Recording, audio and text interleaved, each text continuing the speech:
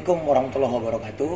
Saya Syafi'i Effendi, Presiden Pemuda OKI, Organisasi Kerjasama Islam Dunia, menyampaikan apresiasi kepada seluruh masyarakat Aceh yang telah memberi bantuan kepada penduduk Muslim Rohingya yang terdampar di sekitar Laut Aceh, dan mendesak kepada PBB United Nation untuk segera menyelesaikan persoalan Rohingya. Tim pencari fakta yang telah dilakukan oleh PBB harus segera dimintai pertanggungjawaban atas laporan-laporan terakhir terkait Rohingya.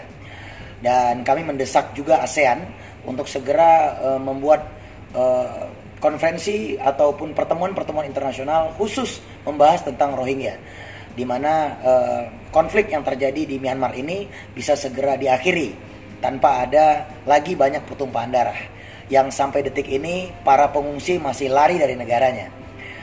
Saya selaku Presiden Pemuda OKI terus keliling dunia menyuarakan pembelaan kami terhadap Muslim Rohingya dan pembelaan kami terhadap Muslim di seluruh dunia yang hari ini ditindas, ditekan, dan diasingkan serta diintimidasi oleh pemerintah-pemerintah yang ada di dunia.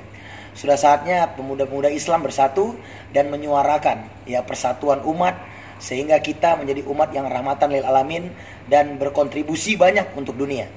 Sudah saatnya konflik ini selesai dan Amerika dan seluruh negara-negara besar, China, termasuk seluruh negara-negara ASEAN harus benar-benar memberikan solusi konkret terhadap kasus Rohingya di Myanmar.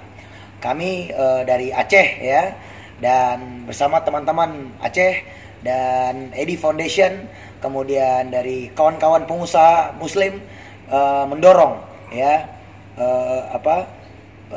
negara-negara Islam untuk bersatu dan menyuarakan kebenaran terhadap penindasan yang ada, baik itu di Myanmar maupun negara-negara lain. Saya rasa demikian. Terima kasih. Wassalamualaikum warahmatullahi wabarakatuh.